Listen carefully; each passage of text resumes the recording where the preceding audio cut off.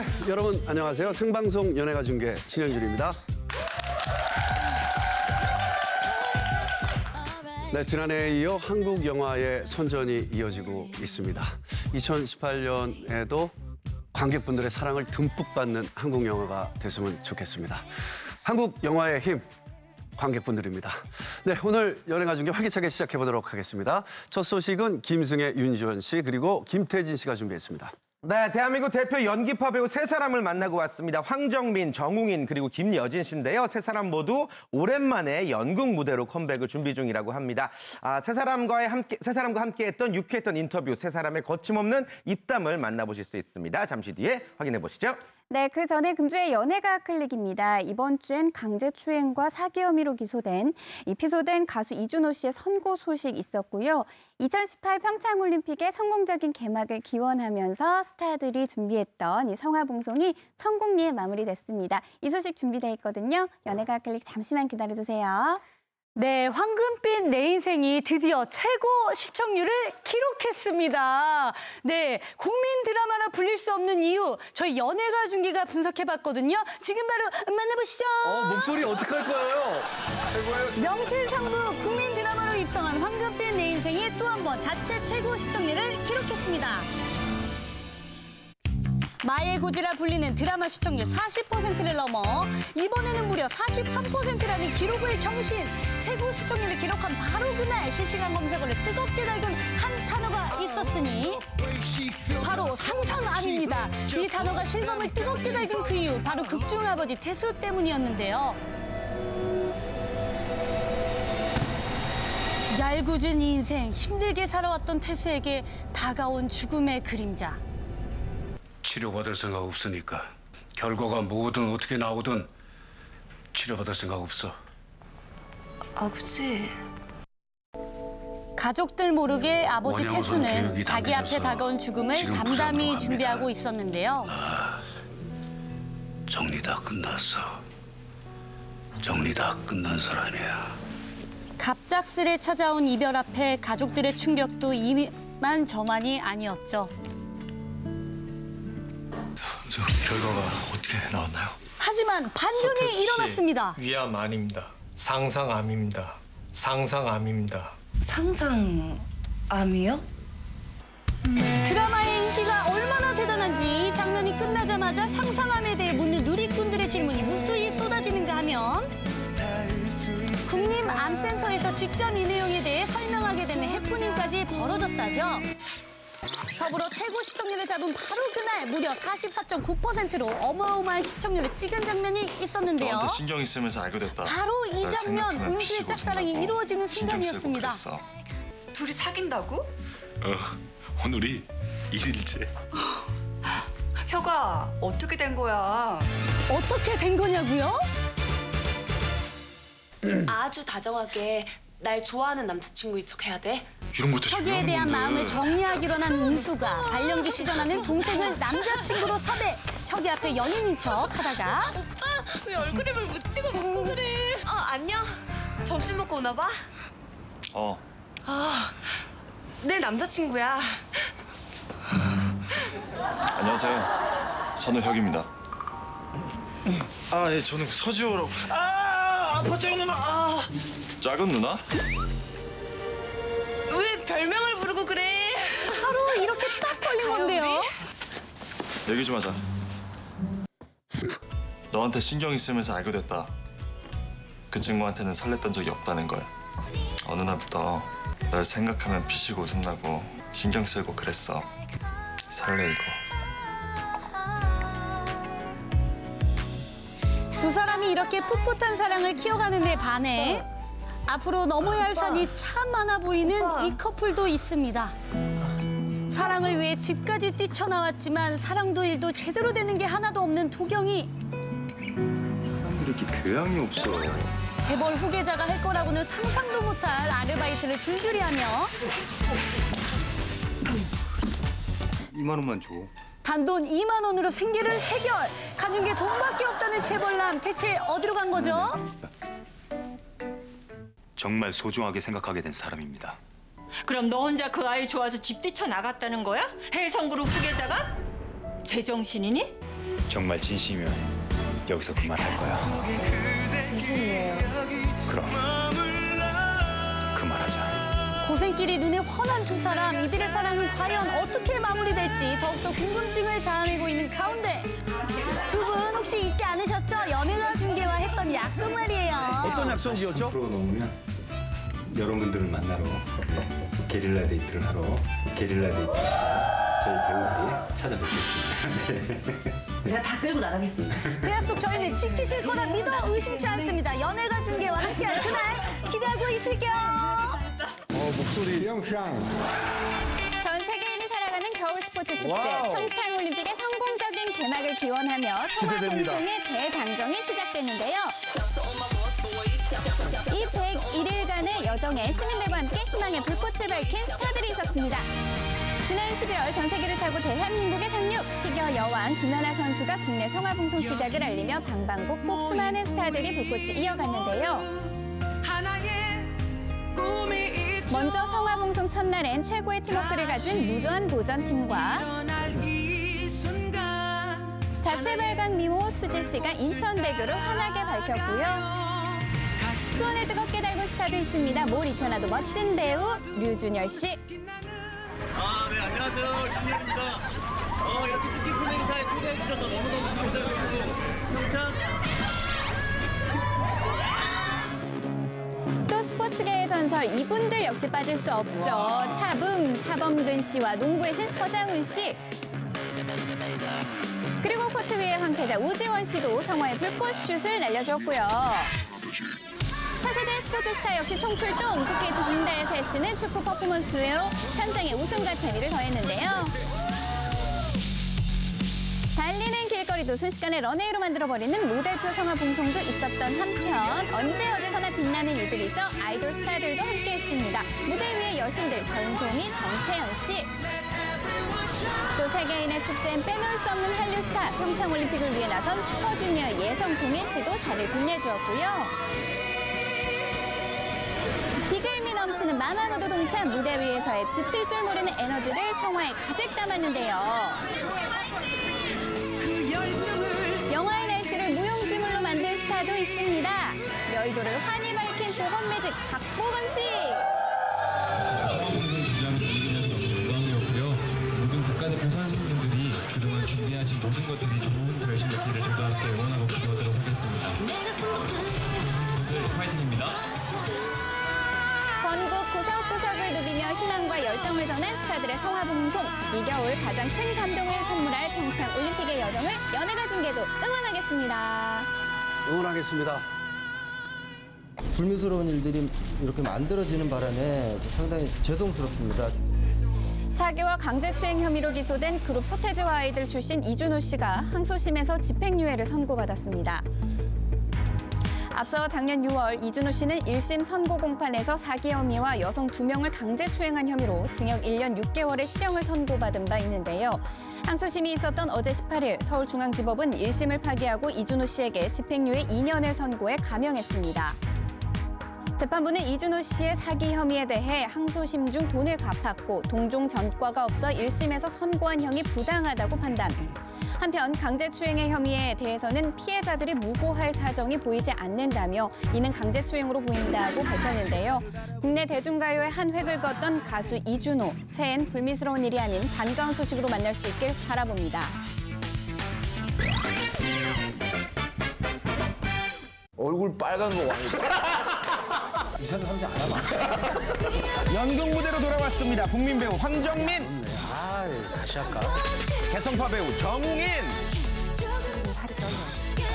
명품 배우 김여진 씨까지 최강의 연기파 군단이 찾아옵니다. 믿고 보는 배우들과 함께하는 유쾌한 인터뷰 시작합니다. 8년 최고의 기대작 연극 리차드 3세의 주연 배우들 모셨습니다. 안녕하세요. 네, 안녕하세요. 반갑습니다.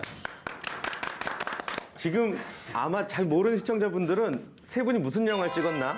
뭐 이렇게 생각하실 수도 있거든요. 그런데 영화가 아니라 지금 연극입니다.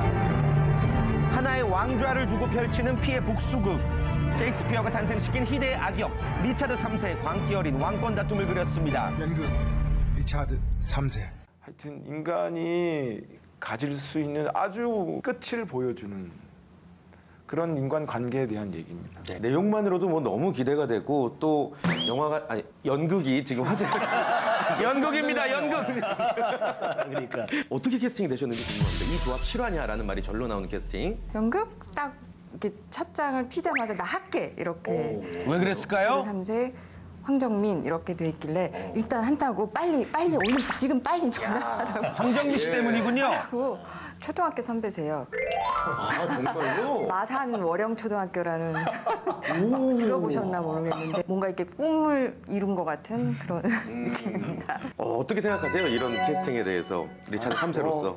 좋은 배우들이 좋은 연기로 그 브라운관이나 영화 말고 이 연극 무대에서 그 실제로 그 분들 이 좋은 배우들을 연기를 본다라는 건 그 동시에 살지 않으면 안 되거든요. 그렇죠. 네. 그러니까 굉장한 행복이죠. 두 번째 화제가 되고 있는 포인트 말씀해 주신 것처럼 원 캐스트. 대체 배우가 없어요. 그러니까요. 네, 이게 저희 역할을 그냥 웬만하면 할 수 있는데 이제 리차드 3세는 뭐 일단은 뭐 술을 못 먹겠죠. 제일 짠한 게 그거 중요하네요, 진짜. 술 마시면 안 되겠네요. 자기 몸을 잘 간수하고 돌보는 것도 그 배우의 몫이거든요. 책임감이 막중하죠. 지나가다가 뭐 공에라도 맞으면 안 되고. 되죠. 공에 맞으면 아들들 키우시니까 뭐. 리차드 3세 안 하면 뭐 못하는 게 너무 많아. 이렇게 하자 그래도 한 명 대체 배우 대체 배우 하나 해놓자. 아 이게 안 될 것 같아. 굉장히 화제가 됐죠.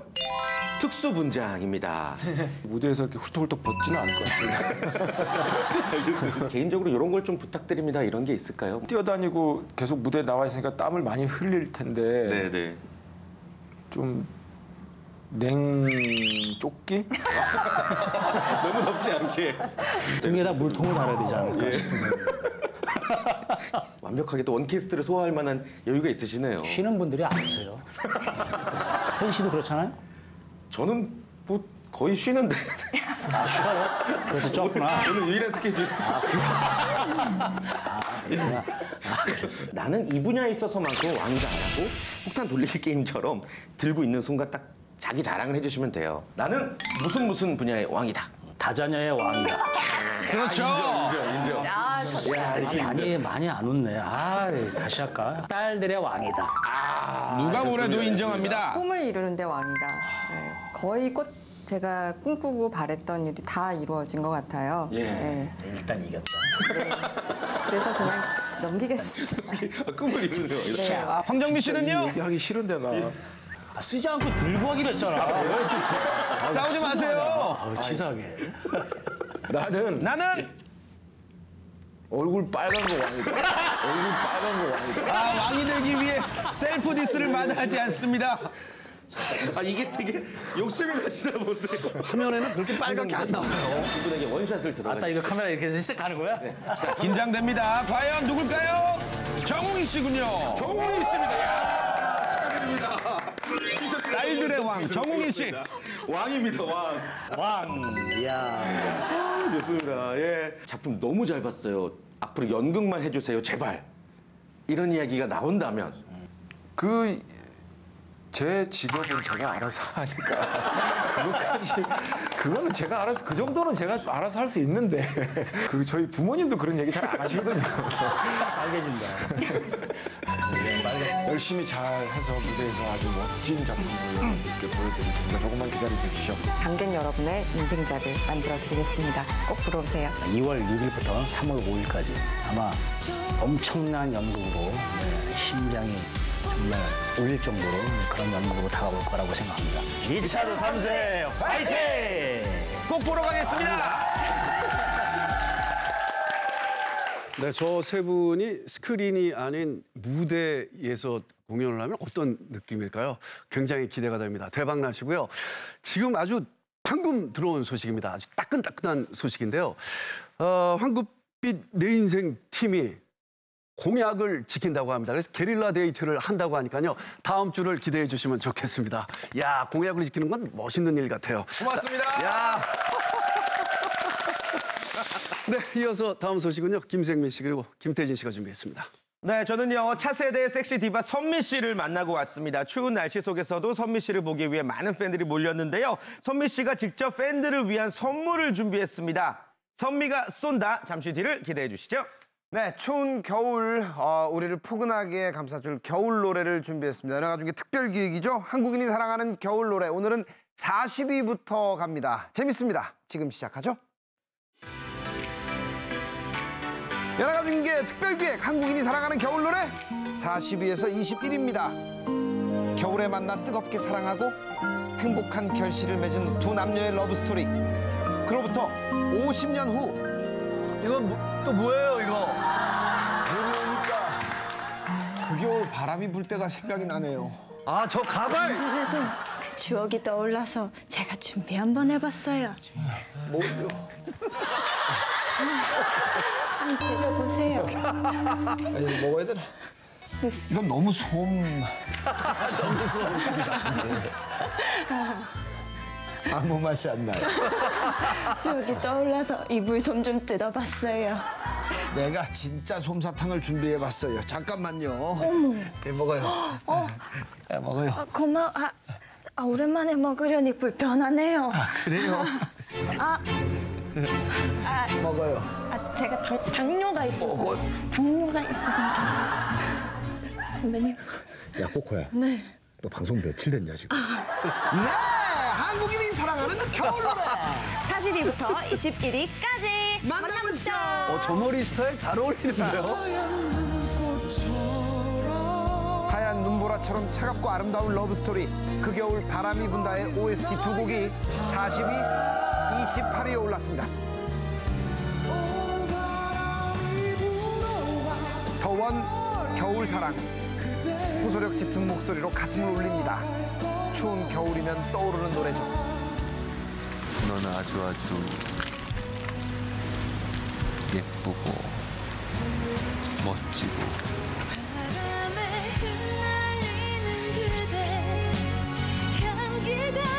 28위 거미의 눈꽃 감성 OST죠.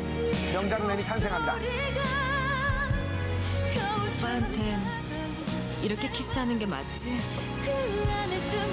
드라마는 끝났지만 OST가 주는 여운만은 우리 곁에 남아 있습니다. 아름답죠? 39위 칠공주 러브송. 한때 겨울 시즌 벨소리와 컬러링으로 큰 사랑을 받았던 러브송.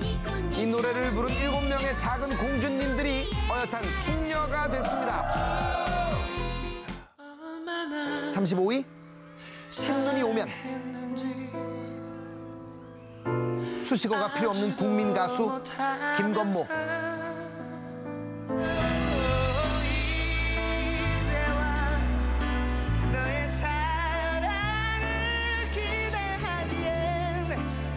잔잔하게 스며들던 그의 목소리가 그리워지는 겨울밤입니다.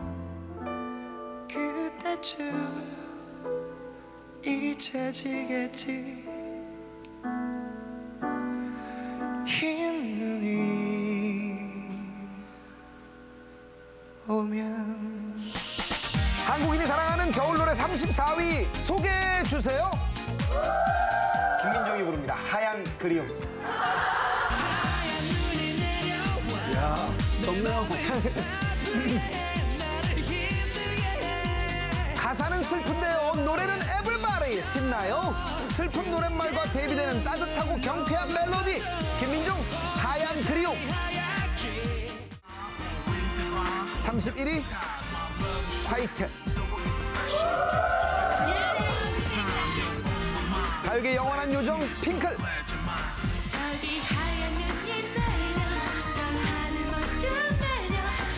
요정 같은 그녀들을 잘 표현해준 노래 화이트. 시간이 지나면서 오랫동안 사랑받는 대표곡이 되었습니다. 99년 겨울에 발표된 이 노래 2012년 가요계 요정 후배들이 다시 부릅니다.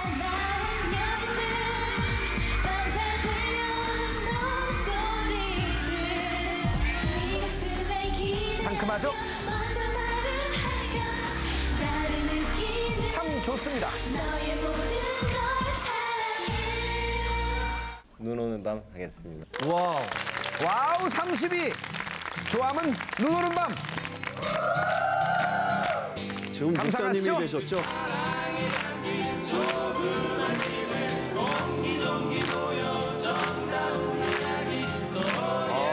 세대를 불문하고 전국 그 포근했던 추억을 떠오르게 만드는 이 노래. 겨울밤 친한 친구에게 전화 한 통 걸어보세요. 시절 내 맘속에 추억만 남아 오늘도 눈 오는 밤 그날 생각하네. 첫눈 오면? 첫눈 오면. 29위 첫눈. 내 맘을 한 번만 드라마 도깨비에 삽입되어 애틋함을 더해줬죠. 온종일 이렇게 서늘해요. 사실 뭐 사랑을 받을 것이다 이런 생각은 못했고 방송을 이제 보고 있는데 하얀 설원의 김고은 씨가 앞으로 쭉 걸어가시는데 뒤에 공유 씨가 롱코트 입고 쭉 따라가시더라고요. 보는 순간에 이제 됐다. 내 마음에 첫눈이던 그대. 감성 발라드 정준일의 나지막 하면서도 울림 있는 목소리가 첫눈처럼 우리 귓가에 포근하게 내려앉았습니다. 참 좋죠? 겨울 노래 26입니다. 언님들. 와. 80년대 낭만파 그룹 사운드 이치현과 번님들이 만들어낸 쓸쓸한 감성의 노래. 사랑의 슬픔이 주인공입니다.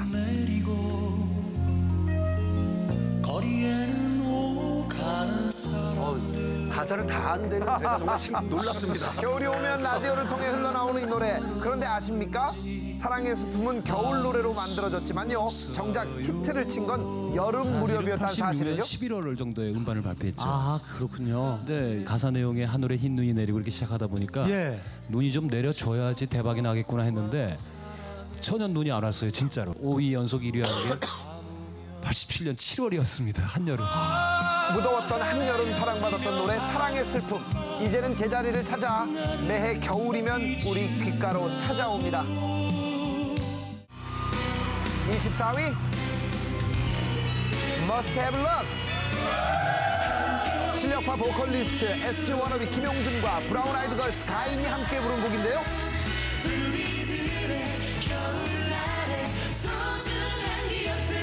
겨울이면 어김없이 차트를 역주행해서 겨울 좀비송이라고 불리기도 합니다. 조정혜 씨 노래입니다. 그 아픔까지 사랑할 거야. 23위네요. 야, 정말 자료하면 정말 많네요, 연예가 중에. 너무 좋죠? 네. 장국영을 닮은 외모, 옥수에 젖은 눈빛, 그리고 무엇보다 감수성을 자극하는 목소리의 소유자 조정현이 부른 그 아픔까지 사랑한 거야. 눈 내리고 외롭던 밤이 지나면 멀리서 들려오는 새벽 종소리.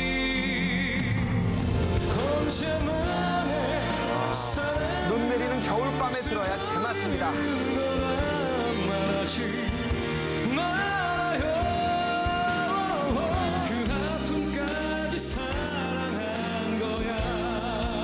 너무 좋죠?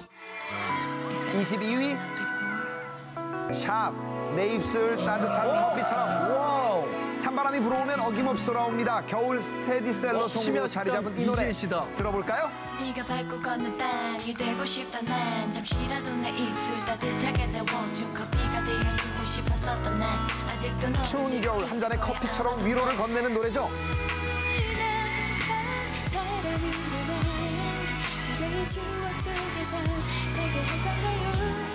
사랑은 계속 커져갈 텐데 이대로 나를 정말 보낼 건가요? 후후.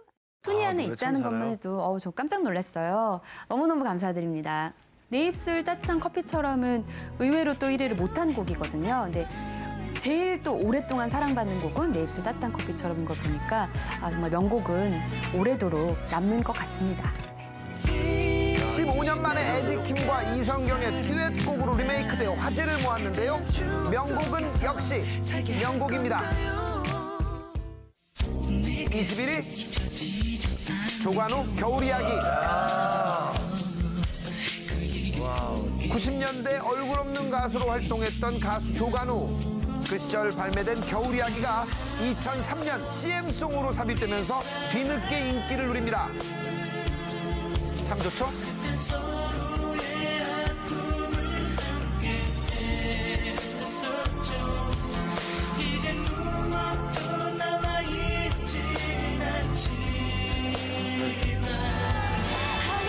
세대를 불문하고 공감할 수 있는 노래 겨울 이야기가 21위를 차지합니다. 임자를 사랑하는 마음으로 붕어빵을 사왔어요. 아이고. 뜨거우니까 제가 잘라줄게요. 고마워요. 정말 붕어 나오는 거 아니죠? 잠깐, 당뇨가 있다고 했죠. 아니요. 그거.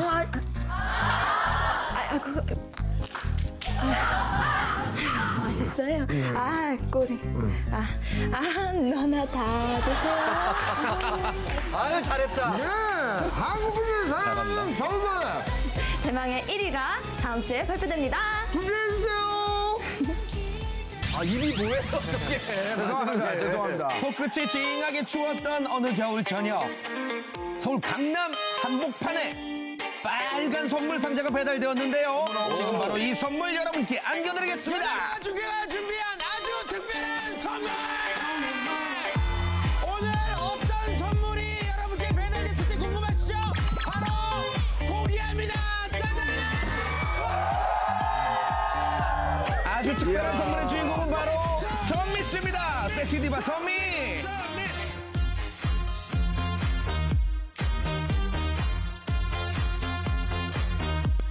작년 한 해 가시나 신드롬을 만들며 차세대 섹시 디바로 우뚝 선 선미 씨. 오늘은 그녀가 팬들에게 받은 사랑을 보답하기 위해 직접 거리로 나서는 날입니다. 선미가 쏜다. 지금 시작합니다. 기대해 주세요. 일단 나와주세요. 네, 손을 좀 잡아드릴게요. 나와주세요. 조심. 옳지. 조심. 이리 오세요. 아니, 이런 등장 데뷔 이후 처음이죠? 어떠셨어요? 되게 당황스러웠어요. 이런 방송이 처음이라 그래요? 살짝 당황했어요. 저희가 준비한 선물이 마음에 드세요? 좋습니다. 선미 씨가 등장만으로도 선물인데 정말 우리 시민분들을 위해서 특별한 걸 준비했다고 들었어요. 제가 이제 날도 춥고 하니까 여러분한테 떡볶이를 직접 요리를 해서? 그거는 모르겠네요. 선미 씨는 거짓말을 절대 못하는 타입이에요. 네, 누군가의 도움 받아서 떡볶이를 만들어서 이제 시민분들께 나눠드릴 거예요. 선미 씨가 떡볶이를 쏜네. 많은 팬들이 기다리고 있습니다. 먹고 싶은 사람. 이분들과 모두 함께 출발해 볼까요? 난리가 났습니다. 보기만 해도 침이 꼴깍 넘어가는 이 떡볶이. 선미 씨가 준비했다고 하니까 더더욱 먹음직스러워 보이는데요. 맛은 물론이고요. 이 주인장 비주얼에 반하고 올 수밖에 없다는 강남역 핫플레이스 선민의 분식. 오픈합니다. 자, 우와, 맛있겠다. 준비가 됐습니까? 네, 준비됐습니다. 떡볶이에 애교가 들어갔습니까? 살짝 들어갔습니다. 섹시도 들어갔습니까? 조금 들어갔어요. 맛있습니까? 진짜 맛있어요. 좋습니다. 지금부터 바로 출발합니다. 선미가 쏜다. 첫 번째 손님 모시겠습니다. 어서 오세요. 몇 학년이에요? 애기들. 이제 중3이요. 중학교 3학년이면 몇 년생이죠? 03년생. 또래예요, 또래. 월드컵 못 봤네요. 월드컵 궁금한 거 있으면 직접 한번 질문해 보세요. 어떻게 하면 그렇게 예뻐질 수 있어요? 궁금하죠? 진심이 담긴 질문입니다. 화장해요. 화장하면 돼요. 연하게 해요, 연하게. 좋습니다. 떡볶이 받아주시고요. 고맙습니다. 고맙습니다. 어서 오세요. 선미 이번에는 남학생들 3명이서 동시에 사랑스러운 눈빛을 누나한테 쏠게요. 하나, 둘, 셋. 순수한 학생들이에요. 선미 누나한테 궁금한 거 있으면 질문 한번 해보세요. 가시나 불러주세요. 가시나를 불러달라는데 한 소절만 가능하겠습니까? 그럼요. 팬이 원하면 뭐든지 오케이. 떡볶이 쇼케이스 시작합니다. 왜 예쁜 날 두고 가시나. 멋있어요.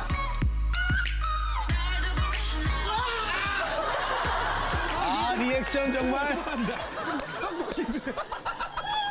자, 이어서 격하게 흥분하며 달려오는 한 남성. 대한민국 최고의 여자 가수 누굽니까?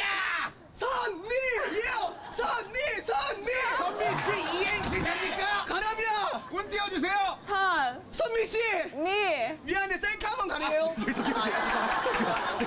떡볶이로 만족하시길 바랄게요. 떡볶이를 정말 선미 씨 마음에 들게 리액션을 해주시면 셀카 찍어드리는 거예요. 진짜로? 오케이. 기대할게요. 기대한대요. 예. 맛을 한번 볼게요. 잘한다.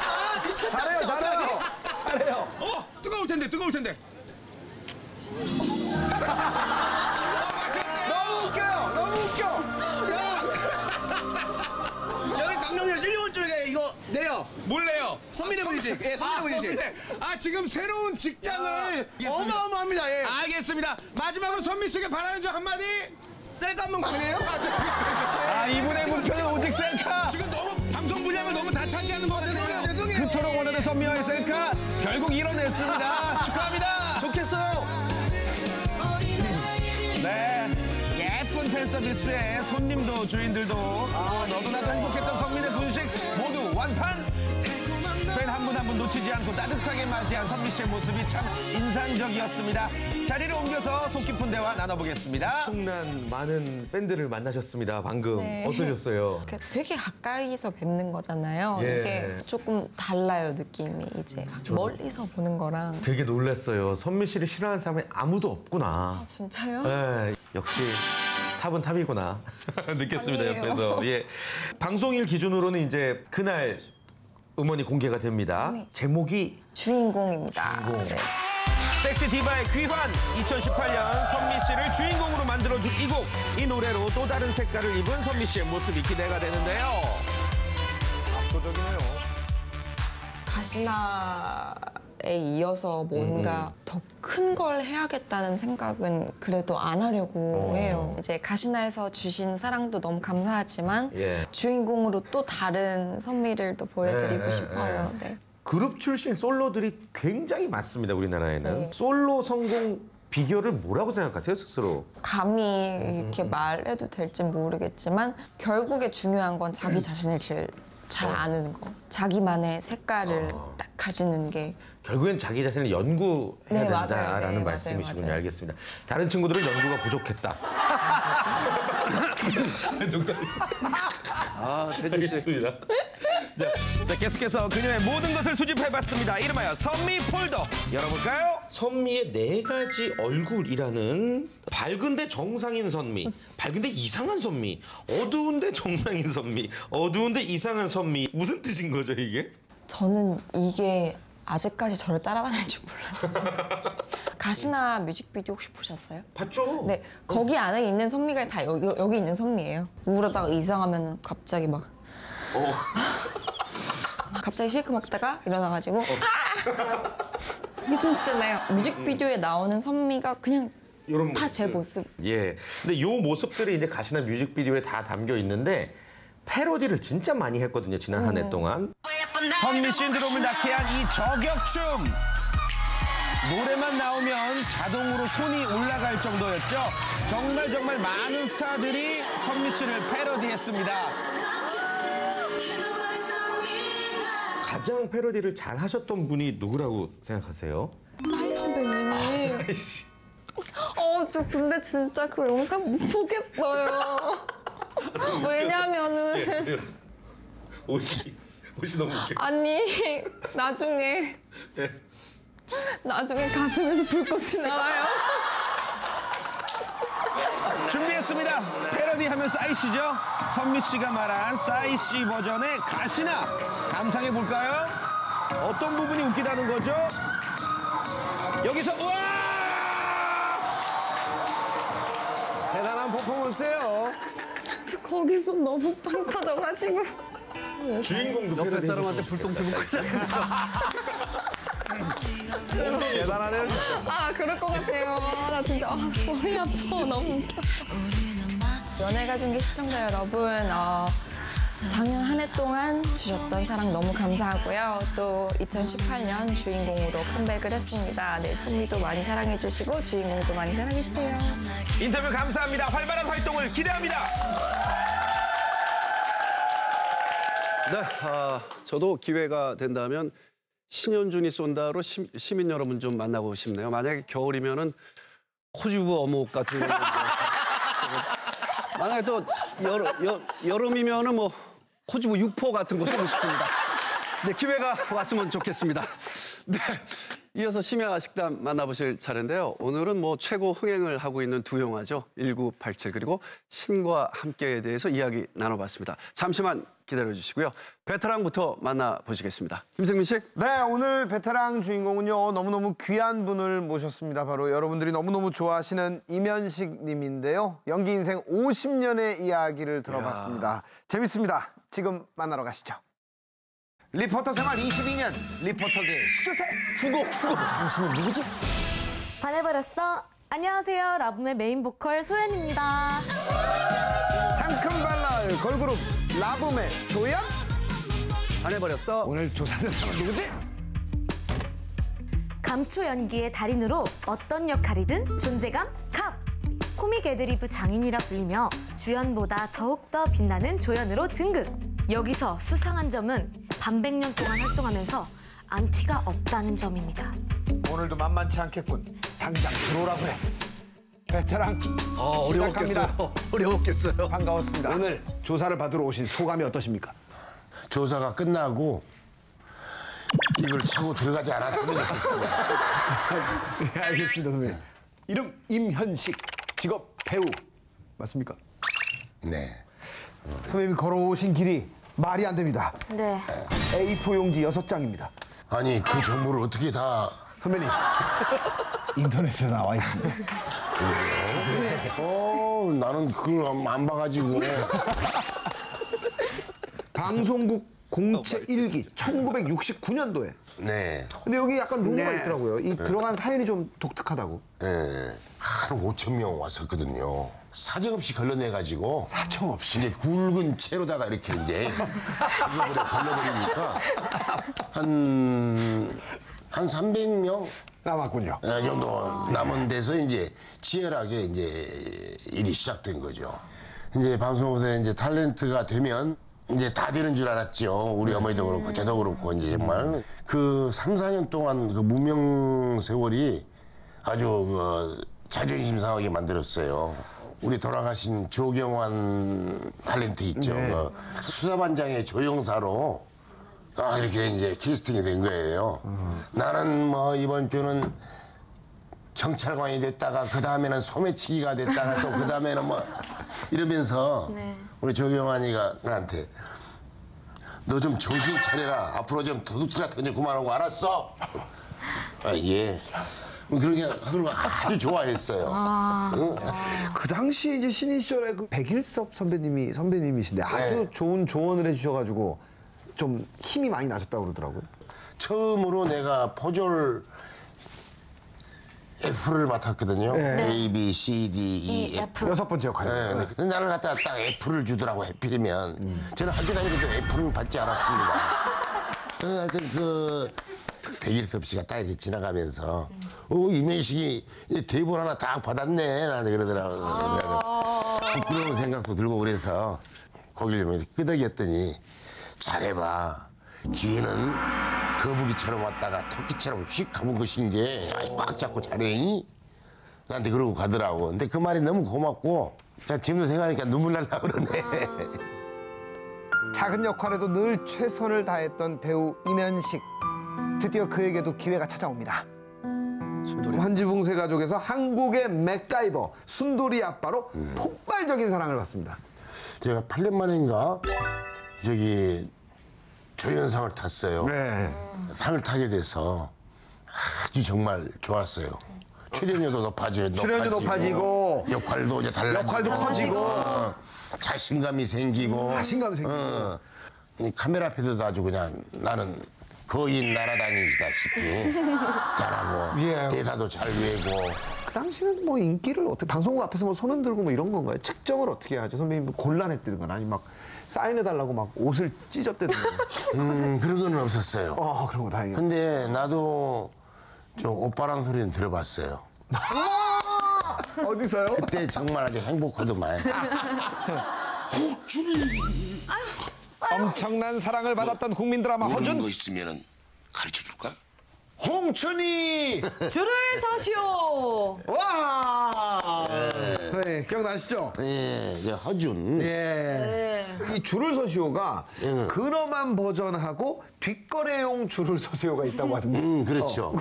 선생님도 표현을 하신 거죠. 근엄한 것. 줄을 서시오 뭐 이런 거는 그냥 바쁘게 한글 갖다가 사람들 갖다가 정리하려고 하는 거고. 이제 바쁘게 하는 거고 줄을 서시오. 자 이렇게 하면서 나온 거는 앞에 세워줄 테니 한 푼 주라 뭐 이런 약간 버전이. 알겠습니다. 이번 작품 보고 오시면 또 놀라실 겁니다. 보시죠. 정말 하나하나 주옥 같네요. 스스로 한번 맞춰보세요. 2003년. 조명을 걸어가는 2003년 힌트 2003년. 대장금입니다. 대장금. 대장금이구나. 난도 대장금 때문에 돈 많이 벌고요. 일본에 가서 일본 돈도 많이 벌어오고 그랬어요. 일본 단독 팬미팅 이거 얘기 좀 해주세요. 너무 이거 새로운데요? 아니 한 번은 일본 그 에이전트들한테 연락이 왔어요. 나하고 팬미팅 하는 걸 원한다고. 상당히 너무 이렇게 고맙고 정말 즐거운 자리였는데 예, 여러분들을 내가 관리할 능력이 없고 제가 건강하시면 그게 그분들이 제일 좋아하시는 거죠. 맞아요. 마음으로만 우린 남읍시다. 이랬어요. 박수 막 받으셨어요? 예, 박수도 치고 그냥 뭐 흐지부지 하고 뭐 하기도 하고 해가지고 그래서 정말 고맙고 미안하고 정말 아주 좋았던 일이었어요. 재밌었어요 정말. 그러던 어느 날 찾아온 고비. 건강에 문제가 생기고 마는데요. 2017년 7월 알레르기 천식으로 입원을 하신 기사가 났거든요. 지금 건강 어떠신지? 네. 우리 집에 사과나무를 한 50주 심었었어요. 4, 5년 전에. 네. 사과나무가 이거 소독을 많이 해야 되더라고요. 그걸 하고 좀 하고 이제 다 씻고 이렇게 했는데 숨을 그렇게 쉬어도 한 절반밖에 숨이 안 들어가는 공기가 안 들어가는 것 같고 의사 선생이 이제 얘기를 하시는데 담배를 여기서 또 몰래 핀다든가 이러면은 이제 그때는 병원에 오셔서 살아나간다고 말할 수 없겠습니다. 이렇게까지 독하게 얘기를 하는 거예요. 제 고등학교 후배가. 그래서 조용한 데서 한번 때려버리려고 그러다가 진짜 아주 그냥 얄짤없이 끊어버렸어요. 정신력으로. 네. 그래서 여러분들한테 우리 모두 뭐 담배 정도만은 안 피는 게 좋지 않겠느냐. 네. 알겠습니다, 선배님. 자, 이번에 엄청난 축복과 축하를 드려야 되는데, 선배님. 영화 속 주인공으로 등장하십니다. 비빠빠룰라. 그럼 저희가 비빠빠룰라. 비빠빠룰라 시스마 평균 나이 70에 친구 4명이 그동안 꿈꿨던 버킷리스트를 실천해 나가는 이야기 영화 비빠빠룰라. 진짜 재밌겠다. 영정사진 같이 찍기 등 버킷리스트를 다루는 영화 속으로 들어가요. 개인적으로 버킷리스트가 있으세요? 그러니까 꼭 해보고 싶은 일? 하고 싶은 게 있어요, 사실. 그 목수처럼 이제 집도 짓고 직접. 내가 개집만 하더라도 한 20개 이상 지었어요. 지금은 얼마나 개집을 잘 짓는지 몰라. 그런 것도 좀 하면은 시간 가는 줄 모르겠어요. 네. 많은 사람들에게, 대중들에게 배우 이면식 어떻게 기억에 남고 싶으세요? 나도 내 자신도 그렇고 내 앞으로의 또 내 남은 인생도 그렇고 황홀하게 생각하지 않는다. 연기 생활을 더 또 열심히 잘하기 위해서 내가 어저께까지 그 살았던 그 배우로서의 인생을 그렇게 크게 뭐 염원하지는 않는다는 얘기지. 네. 그것만은 확실한데 그 다음 것은 아직 결론이 안 나왔는데 지금까지 살아온 내용에 의해서 그래도 이런 조사도 받아보는구나 싶으니까 오히려 좋은데요. 오늘 너무너무 행복했고요. 계속해서 꼭 건강하셔야 됩니다. 조사 끝! 집에 가도 됩니까? 너무너무 고맙습니다. 건강하십시오. 새해 우리의 마음을 뜨겁게 사로잡은 두 편의 영화가 있습니다. 영화 1987, 그리고 1000만 영화에 등극한 신과 함께. 새 극장 대전에서 당신의 인생 영화가 될 작품은 어떤 영화인가요?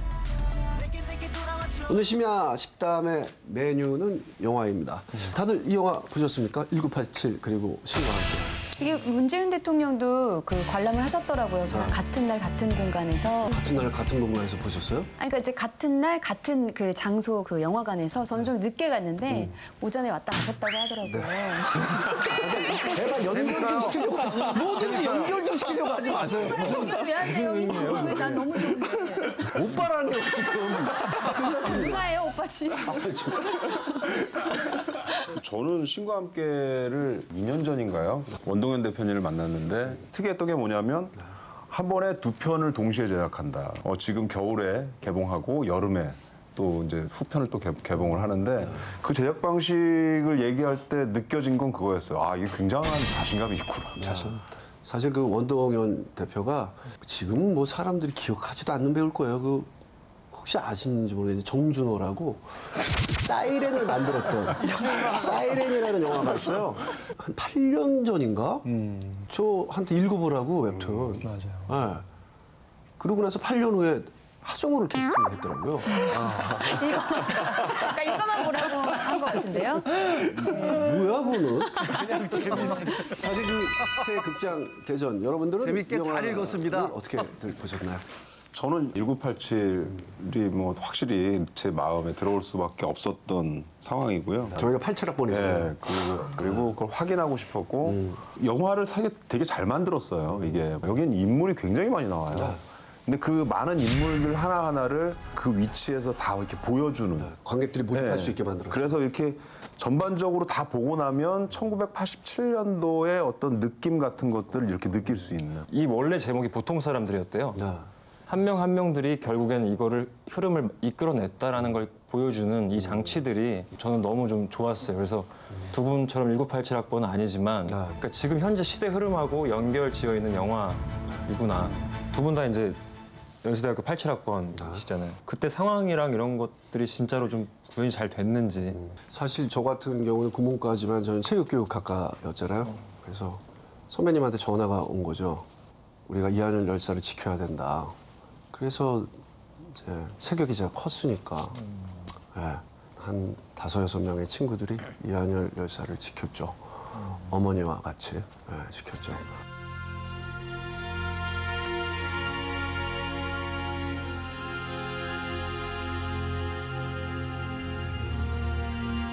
아주 슬픈 장면으로 나오는 게 박종철 열사의 유골을 뿌리는 장면이 있죠, 아버지가. 원래 설정은 유골을 이렇게 하늘에 뿌리는 장면이었는데 그날 또 눈이 와가지고 이게 안 됐다고 그러더라고요. 그런데도 저는 그 장면이 되게 좋았어요. 근데 이 카메라가 이렇게 싹 패닝해서 내려오면 그 밑에 살짝 이렇게 쌓여있는 그 장면 나오고 거기에 가서 막 이렇게 오열하는 장면이 정말 마음에 와닿더라고요.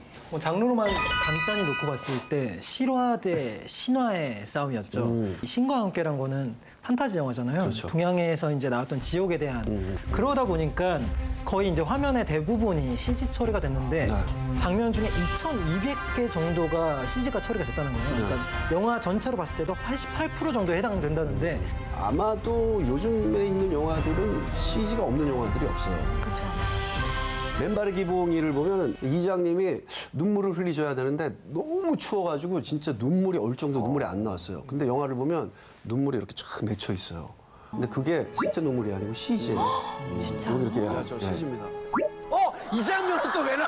이건 CG 아니에요. 신현준 씨도 비천무에서 그 연기하셨는데 그때 CG 작업하지 않았어요? 저는 사실 그때 당시에 제가 블루매트 이런 단어가 없을 때 저는 은행나무 침대, 뭐 퇴마록 이런 데서 CG 작업을 했죠. 그래서 예를 들어서 제가 찍은 영화는 4개월 만에 끝나요 라고 시작을 했지만 한 8개월 계속 찍으면서 시행착오를 해가면서 찍었기 때문에 신과 함께가 나온 거예요. 김영하 감독님. 아시죠? 저 같은 배우가 있었기에 원동현 대표. 책보라 그러고 8년 뒤에 영화 만들고 CG 정말 깜짝 놀랐는데 심야식당 저희 팀이 CG를 어마어마하게 잘해요. 아, 그래요? 야, 새가 나 살아있는 줄 알고 생각해서 잡을 뻔했어. 진짜 기술력이 대단합니다. 뭐 CG 저희가 넣어드릴 테니까 뭐 하고 싶은 연기 같은 거 부탁드리겠습니다. 여기서? 불길의 흡사인. CG가 어마어마하게 여기서 막 나오는 거예요? 대단하면 다 해주세요. 자, 준비됐죠? 카메라 준비됐죠? 레디, 카메라, 액션! 잘한다. 뭐야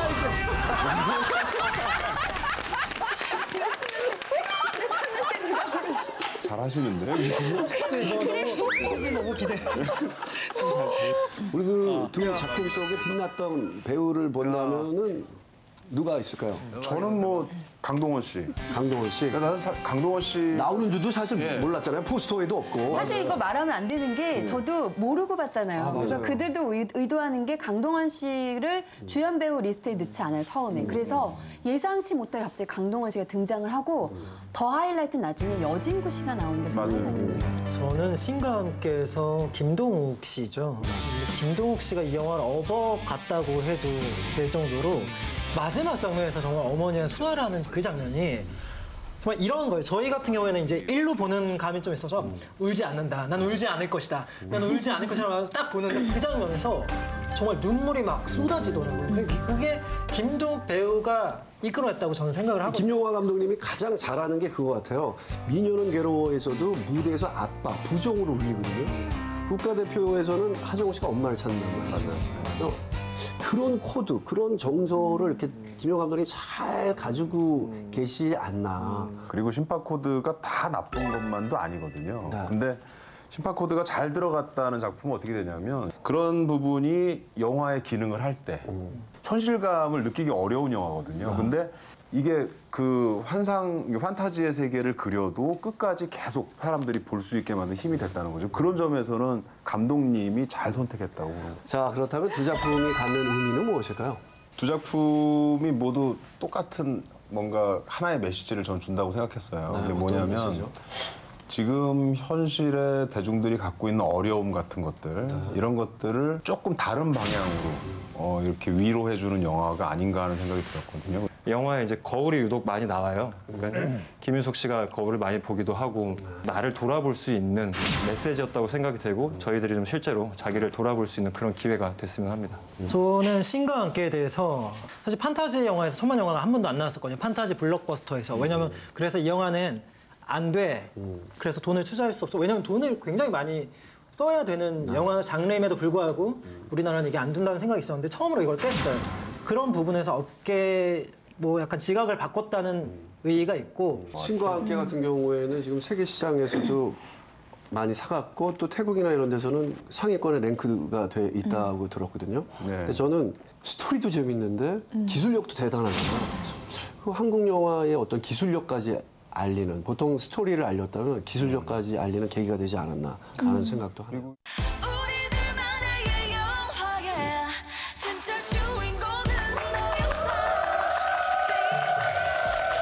네, 오늘 저희가 준비한 소식은 여기까지입니다. 저희는 다음 주 금요일 밤 8시 55분에 다시 찾아오겠습니다. 시청자 여러분, 행복하세요!